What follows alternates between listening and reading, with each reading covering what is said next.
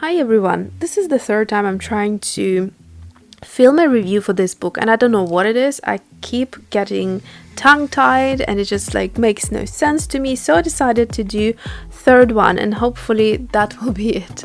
So, this book is called The Secret Lives of Color. Kassia St Clair is the woman, I assume, who wrote this book.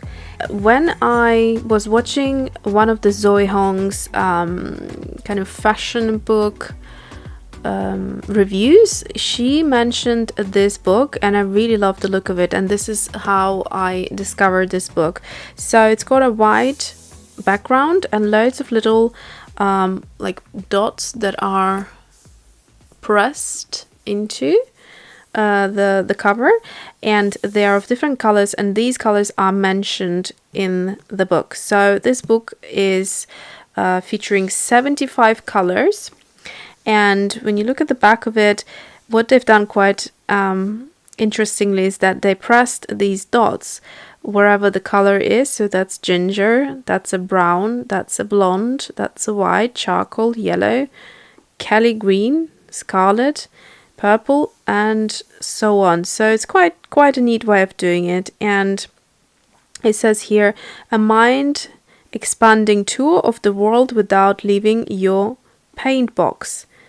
Simon Garfield. So if you're interested in color in general, I think it's a great book that has an abundance of information. Okay, so let's look inside the book. When you open the book, it's got beautiful stripes of all these colors that are mentioned in the book. So all 75 of them, I guess. And it starts with a little intro.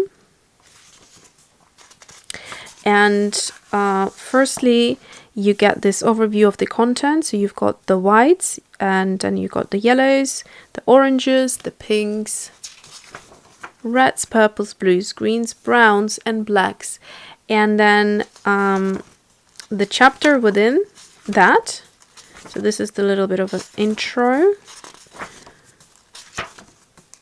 What I like about it is there is not too much to read. So if you're someone who's pressed on time, picking up this book and reading a couple of chapters, which are only a few pages long, is very, very inviting. So we're starting with the white, and you can see on the first page it tells you all the whites that you're going to look at. Don't know if you can see or read them. So it says here lead white, ivory, silver, whitewash, Isabelline. I hope that's how you pronounce it. I've never heard of that one, so that would be interesting. Chalk and beige. And then every strip of this color kind of tries to represent the color. And you can see in this case it's only a few pages, and every, so to speak, sub chapter of the chapter being the color chapter, is only 2 to 4 pages long, and you can just pick it up and read on the single color, and it's filled with information, very, very interesting.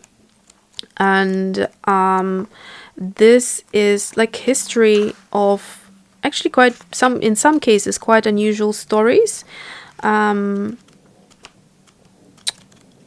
the colors. And for example, the one I read was by let's see this color here. It was in the pink section, and it's this one here. So the fuchsia, and the flower, obviously I didn't realize that the color was called after the flower, but obviously it's the same name, so kind of rings a bell. But so in this case, the color was named after the flower, which was apparently a very common thing to do. And what you need to know, which is quite interesting, is that there was German, was he a botanist? I think he was a botanist. He had a keen interest in the botany, and his name was Leonhard Fuchs.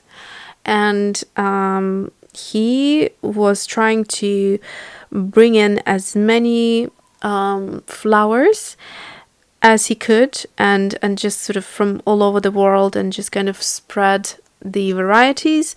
He actually died before discovering fuchsia, and fuchsia was actually found by a botanist called Pierre Charles Plamier, and he discovered it in the Caribbean, where it was growing like in a wild setting, and then introduced it to Europe, which was a good 40 years after Leonard Fuchs actually died. So he then decided to, once he discovered the flower, he decided to call it Fuchsia in honor of his hero, Leonard Fuchs. And then the name of the color obviously then was taken from the flower. That's how it happened, and how very, very interesting.